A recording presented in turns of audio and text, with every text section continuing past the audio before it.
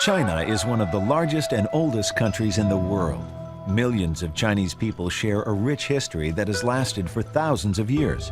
Over time, China has been influenced by numerous great leaders and thinkers.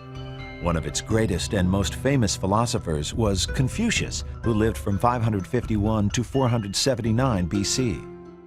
Around 500 BC, the Zhou dynasty governed central China. However, its rulers were weak and the dynasty was in decline. Local warlords fought among themselves for land and power. Family members also fought one another over property and money.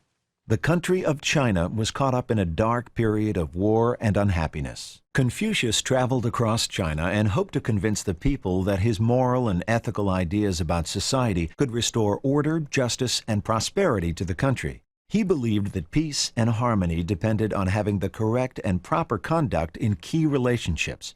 For example, the relationship between a parent and child, or between ruler and subject. Unfortunately, the leaders of the day were warlords. They didn't govern their lands by forming positive relationships with their subjects the way Confucius taught. As a result of this and other issues, the Zhou dynasty continued its decline. Eventually, Confucius retired and focused on teaching his disciples or followers. After his death, his disciples developed and expanded his ideas through the centuries. Finally, 300 years after Confucius died, the Han Dynasty adopted his philosophy as its official government policy. Confucianism became an important part of the Han Dynasty, as well as others, and his ideas still influence China today.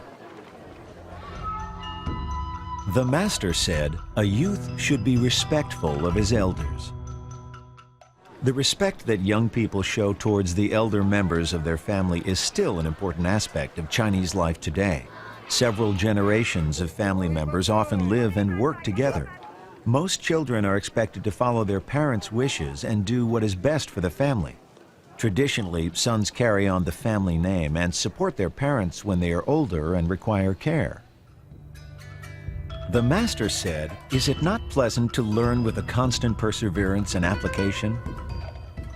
Confucius felt learning should be a pleasant experience and approached with joy. Nowadays, learning and education are still extremely important to the people of China. From a very early age, students learn to study hard and respect their teachers. Throughout the history of China and many other cultures, an education is an opportunity to move up in the world and attain success in a number of ways. More than 5 million young people in China graduate from college every year. Some seek jobs in China, others choose to explore their options by going abroad. Over 30 million Chinese people now live in other parts of the world, including Southeast Asia, the United States, Canada, and other countries and regions. Virtue is the root, wealth is the result. Confucius felt that if people were good and hardworking, they would become rich. Today, many Chinese people continue to work hard to build lives for themselves and their families.